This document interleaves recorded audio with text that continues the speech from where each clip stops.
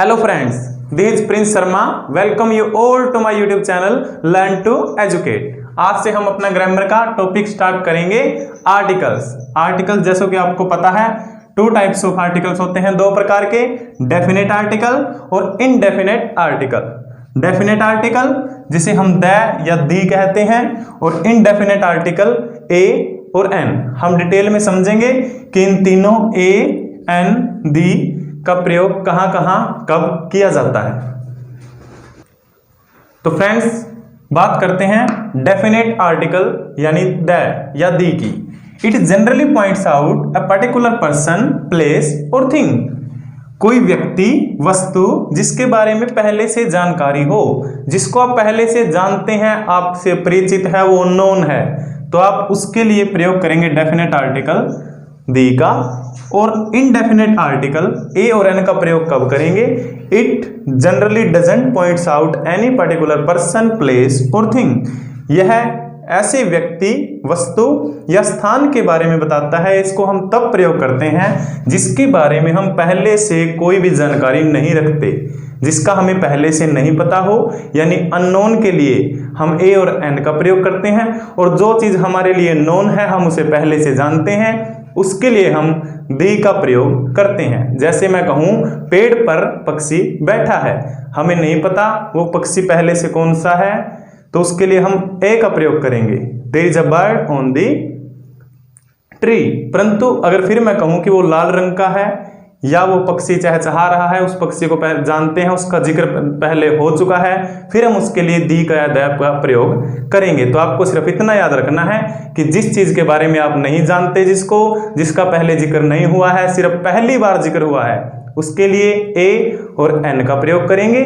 और जिसका जिक्र पहले हो चुका है, आप नोन हो उसके, आप उसे जानते हो, उसके लिए आप दी का प्रयोग करेंगे। धन्यवाद। तो फ्रेंड्स ए और एन कब लगाते हैं हम? If the next word starts with A vowel sound. Vowel आपको पता है स्वर, कॉन्सोनेंट, व्यंजन। तो इफ द नेक्स्ट वर्ड्स, यदि सेंटेंस में पहला वर्ड, पहला लेटर, पहला आपका अक्षर है जो वो एक वाउल साउंड से शुरू होता है, तो आप एन का प्रयोग करेंगे। जैसे एन आवर, एन आवर, यहाँ पे स्वर वाउल की साउंड है, आपको साउंड पे फोकस करना है, ना कि वाउल पे। उसकी साउंड किसकी आपको ये देखना है। जैसे आवर, आवर, आ यहाँ पे वाउल है, स्वर है, तो आप यूज करेंगे एन का। An elephant, elephant. और अगर if the next word starts with a consonant sound, अगर आपका वर्ड स्टार्ट होता है कॉन्सोनेंट यानी व्यंजन की आवाज से, फिर आप यूज करेंगे ए का, या ए बोलते हैं जिसको सही, ए यूनिवर्सिटी, ए यूनिवर्सिटी। देखो यू, इंग्लिश में 5 वाउल होते हैं, आपको पता है, ए ई आई ओ यू। लेकिन आपको इन वाउल पे फोकस नहीं करना है, आपको ये नहीं देखने हैं, आपको वाउल साउंड देखनी है कि आवाज किसकी आ रही है।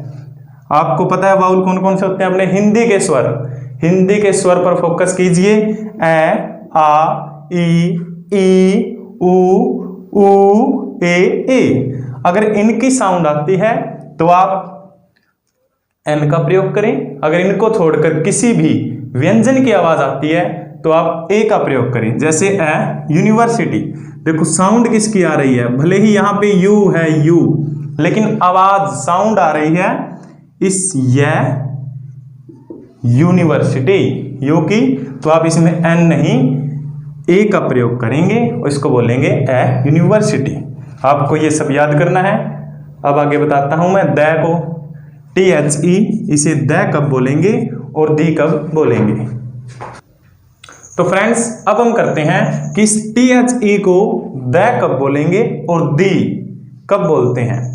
If the next word starts with a vowel sound, यदि इससे जो नेक्स्ट वर्ड आया है वो उसकी शुरुआत होती है एक वाउल साउंड के साथ, तो हम इसे प्रोनाउंस करते हैं दी। दी एंडिंग, आपने मूवी के अंत में देखा होगा दी एंडिंग लिखा आता है, या किसी कहानी के अंत में, स्टोरी के अंत में दी एंडिंग। इसे दी क्यों बोला?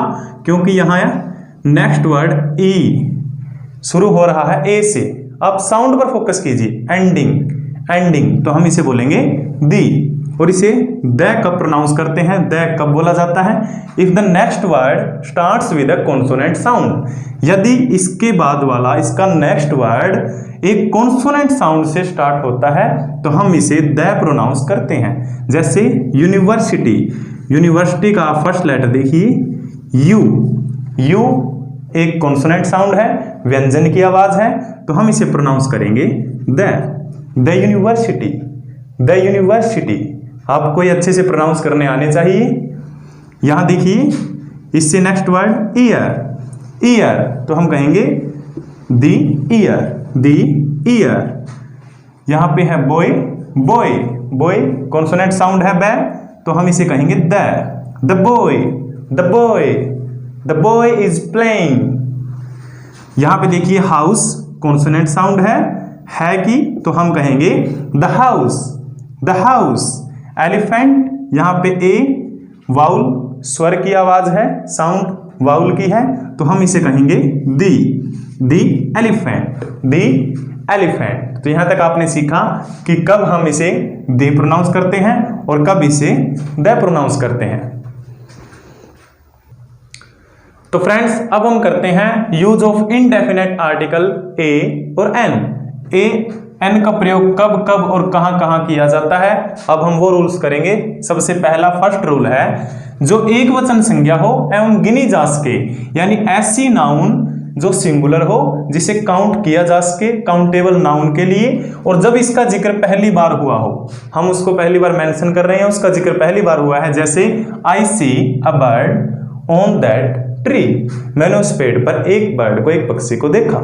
अगर मैं कहूं वो पक्षी रेड था, लाल था, फिर उसका जिक्र सेकंड टाइम हुआ है, फिर आप उसके लिए द आदि का प्रयोग करेंगे। परंतु अब यह पहली बार प्रयोग हुआ है, तो आप यह याद रखेंगे कि पहली बार जिक्र करने में हम प्रयोग करते हैं इनडेफिनेट आर्टिकल ए या एन का, और ए लगाएं या एन लगाएं, यह बात मैं आपको डिटेल में समझा चुका हूं। आप यहां फर्स्ट लेटर देखिए बर्ड, बर्ड अगर कॉन्सोनेंट साउंड है तो आप ए या ए कहते हैं, जिसे ए का प्रयोग करेंगे, और अगर यहां वाउल साउंड होती है तो हम एन का प्रयोग करते हैं। फिर सेकंड रूल, ऐसी एक वचन गिनी जा सकने वाली संख्या के साथ जो चीजों के वर्ग या जाति का उदाहरण हो, जो उसकी पूरी कम्युनिटी को शो करती हो, एक ऐसी नाउन जो पूरी कम्युनिटी के लिए यूज होती है, आप प्रयोग करेंगे ए और एन का। जैसे a horse is an animal, यहां पे केवल एक घोड़ा ही एनिमल नहीं है, यह पूरी कम्युनिटी को, उसकी पूरी जाति को शो कर रहा है कि सभी घोड़े एनिमल होते हैं। इसलिए आप, क्योंकि यह पूरी कम्युनिटी को शो कर रहा है, गिन सकते हैं, आप यूज करेंगे ए, और यहाँ एनिमल साउंड वाउल की है तो an. Third rule, in the numeric sense of the word one, यानी जब भी आपको वन, एक की न्यूमेरिकल सेंस का प्रयोग करना हो तो आप प्रयोग करेंगे ए या एन का। जैसे ही गेव मी अ गिफ्ट, उसने मुझे एक गिफ्ट दिया, यहां एक की सेंस आ रही है, न्यूमेरिकल वर्ड देखिए एक, उसने मुझे एक गिफ्ट दिया। यहां देखिए गिफ्ट, गे की साउंड आई कॉन्सोनेंट की, तो आप यूज करेंगे a, he gave me a gift. Fourth rule देखिए, प्राइस और स्पीड में, प्रति की सेंस में, प्रति का क्या मतलब है, जैसे आप कहते हैं 80 किलोमीटर प्रति घंटा, 40 किलोमीटर प्रति घंटा, या फिर आप कोई फ्रूट्स लेते हैं तो वो कहता है आपको 40 रुपये प्रति किलो, 50 रुपये प्रति किलो, उस प्रति की सेंस में आप यूज करते हैं इनडेफिनेट आर्टिकल ए और एन का। जैसे milk sells 8 rupees a kilo, यहाँ प्रति का सेंस आ रहा है 8 रुपीज, 8 रुपये किलो है, तो यहाँ प्रति की सेंस में हमने यूज किया ए का। और ही ड्राइव्स, वह ड्राइव करता है एट 40 माइल्स एन आवर, यानी वह 1 घंटे में 40 मील चलता है। 40 माइल्स एन आवर, यहाँ भी प्रति की सेंस है कि वह इतने किलोमीटर प्रति घंटा चलता है, 1 घंटे में इतने माइल चलता है, तो हम यहाँ आवर, आ की साउंड थी, वाउल की साउंड थी, इसलिए हमने प्रयोग किया एन का। तो फ्रेंड्स इसका फिफ्थ रूल करते हैं, with the names of professions and occupations, आपका व्यवसाय क्या है, बिजनेस क्या है, जब भी उसका जिक्र किया जाता है उसके नेम के साथ हम प्रयोग करते हैं ए और एन का। जैसे my father is a doctor, देखिए यहाँ पे डे की साउंड थी, यहाँ पे कॉन्सोनेंट की, तो हमने किया ए का प्रयोग, my father is a doctor. He grew up to be a politician, a politician, यहाँ पे भी प्रोफेशन का ऑक्यूपेशन का जिक्र था तो हमने यूज किया ए का। फिर हम 6th रूल करते हैं, use A before few and little. जब भी फ्यू और लिटिल का प्रयोग करेंगे तो आप इससे पहले ए का प्रयोग किया जाता है। हालांकि आर्टिकल के बिना भी हम फ्यू और लिटिल को लिख सकते हैं, लेकिन बिना आर्टिकल्स इनका मीनिंग बदल जाता है। अगर आप बिना आर्टिकल फ्यू और लिटिल लिखते हैं तो उसका मतलब हो जाता है ऑलमोस्ट नेगेटिव, यानी ना के बराबर। आप एग्जाम्पल से समझिए, ए फ्यू होता है स्मॉल नंबर, कुछ संख्या में, जैसे कुछ संख्या में लड़के बैठे हैं, लड़कियां बैठी हैं, बॉयज गर्ल्स। और ए लिटिल का मीनिंग होता है स्मॉल अमाउंट। यहाँ नंबर है, संख्या है, अमाउंट मात्रा, जैसे पानी कम है, मिल्क कम है। आप जो नॉन अनकाउंटेबल नाउन होती है तो आप ए लिटिल स्मॉल अमाउंट के लिए और ए फ्यू स्मॉल नंबर के लिए प्रयोग करते हैं। और few and little without articles have an almost negative meaning, यानी फ्यू और लिटिल अगर आप बिना आर्टिकल लिखते हैं तो उनका मीनिंग ऑलमोस्ट नेगेटिव होता है, वो ना के बराबर होते हैं। जैसे I am thirsty but I am afraid there is a little water in the pitcher. मुझे प्यास लगी है बट आई एम अफ्रेड, परंतु मुझे डर है, there is a little water in the pitcher. देखिए यहाँ पे आर्टिकल का प्रयोग नहीं हुआ लिटिल से पहले, यहाँ आर्टिकल्स आना था लेकिन हमने प्रयोग नहीं किया, तो यहाँ लिटिल का मतलब होगा कि पानी ना के बराबर है। मुझे प्यास लगी है परंतु मुझे डर है, I am afraid that there is a little water in the pitcher, कि जग में बहुत ही कम पानी है। बहुत ही कम का मतलब ना के बराबर पानी है। आर्टिकल नहीं लगाया तो आपका मतलब अंडरस्टूड होगा कि पानी ना के बराबर है। और अगर मैं सिर्फ इतना कहता but there is a little water in the fridge, a little का मतलब होगा कि पानी तो कम है फ्रिज में, परंतु इतना है, पर्याप्त है कि मैं पी सकूं, कुछ मात्रा में है पानी। आर्टिकल लगाया है, आर्टिकल फ्यू और लिटिल से पहले हमेशा ए लगाया जाता है, और ए का मतलब है कि पानी पर्याप्त है, इतना है कि मैं पी सकता हूं। नेगेटिव मीनिंग नहीं है। क्यों नहीं है? क्योंकि यह आर्टिकल का प्रयोग हुआ है। The college reported today but there were few students in the classes. आज कॉलेज में रिपोर्ट किया गया परंतु स्टूडेंट्स बहुत ही कम थे क्लासेज में।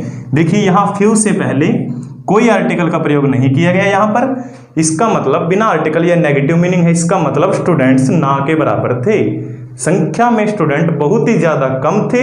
ये मान लीजिए बिल्कुल थे ही नहीं, इतने कम थे ना के बराबर बिना आर्टिकल। और अगर हम ए लगाते तो स्टूडेंट्स तो कम थे परंतु फिर भी संख्या में पर्याप्त थे। ये मीनिंग होता है फ्रेंड्स ए और एन। रूल्स हमने किए कि इनडेफिनेट आर्टिकल ए और एन का प्रयोग कहाँ कहाँ किया जाता है। नेक्स्ट लेक्चर में हम दी का प्रयोग और नो आर्टिकल, यानी कुछ ऐसे सेंटेंसेस होता है जिनमें कोई भी आर्टिकल का प्रयोग नहीं किया जाता, उनको डिस्कस करेंगे और हमारे आर्टिकल के चैप्टर को क्लोज करेंगे। यहाँ तक देखने के लिए thank you friends, keep watching, thank you so much friends. एक बात और बताना चाहूंगा, आप किसी भी प्रकार के रिमिक्स साउंड के लिए, डीजे साउंड के लिए, सॉन्ग के लिए या फिर भजन और कंप्लीट जागरण के लिए यूट्यूब चैनल है मेरे एक फ्रेंड का, कदावला डीजे साउंड। मैंने उसका लिंक डिस्क्रिप्शन में नीचे दे दिया है।